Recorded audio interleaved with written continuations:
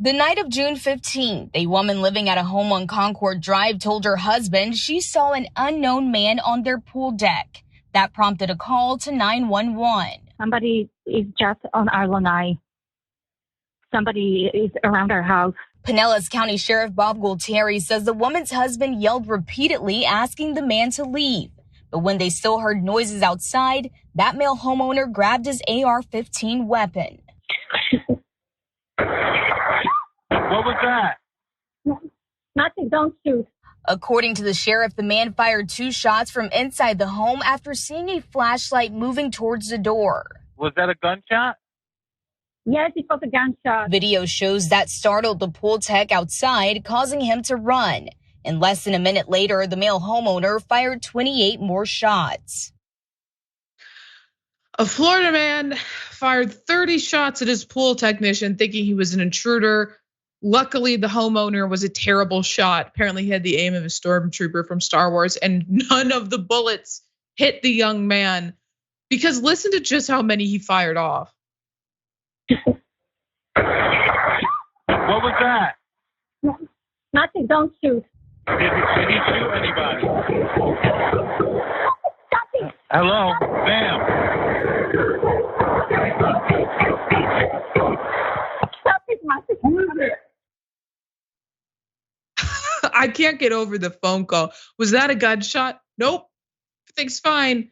Stop shooting. Nope, no gunshots. Everything's fine. Now, it wasn't until the police arrived that the homeowner, who was a retired Army colonel, realized that he had made a mistake. They walked out front and saw the pool truck in front of the house. And then he had this, oh my gosh moment. The sheriff says no charges are being filed in this shooting investigation as it falls under Florida stand your ground law, as the homeowners thought their lives were in danger. It's awful, but it's just an awful set of circumstances. But we're fortunate that nobody was seriously hurt. But again, there's no crime that was committed. And I need everyone to know that if he had shot and killed this young man, he also would not have been charged. There still would not have been a crime committed because of Florida stand your ground law. And Jeff, I mean, I've got some more, but I want to bring you in on this first. I mean, this is, when he says they're very lucky, they are very lucky that nobody was hurt, because this mentality of shoot first, ask questions later could have killed an innocent person. Well, yeah, I was about to read more about the Florida stand your ground law because I had a different interpretation of my mind. Of course I did, but you have to, I don't know, seemingly feel like your life is in danger. I was under the impression, again, that there had to be pending danger, like it's about to go down. But you just have to think it, like a feeling. That's right. All there is. Oh. Yeah.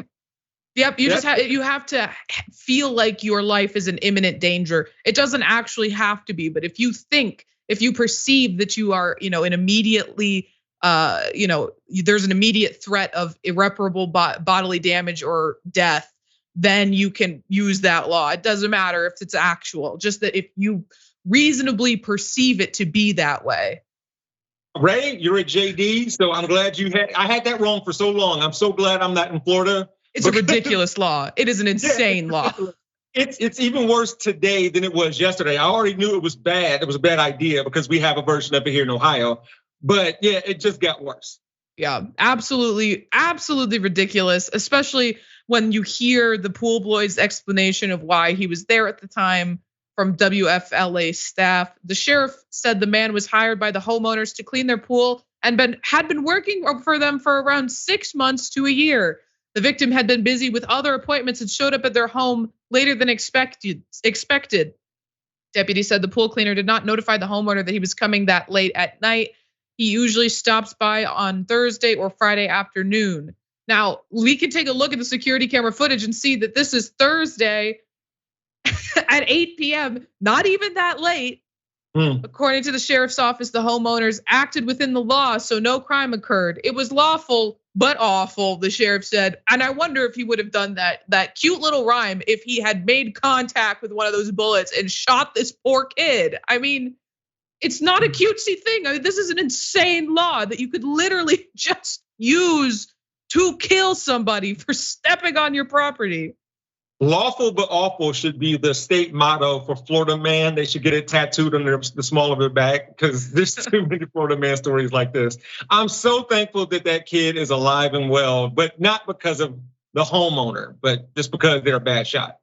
Right. And I mean, it is mortifying to me. The stand your ground laws, I think, are absolutely absurd, and we shouldn't accept them. I don't think we should sit back and say that this is something that we should have in this country. Because if you're acting in self-defense, there's already laws that protect you. There's already a law in the law within self-defense. It does have to be an actual threat on your life, and you have to perceive it to be that way. But stand your ground laws is what expands it to be so broad that it doesn't have to be an actual threat. You just have to think it is. And that's why, these people are protected. It's ridiculous. It's literally laws that have been passed because of gun lobby, lobbying them at the state level.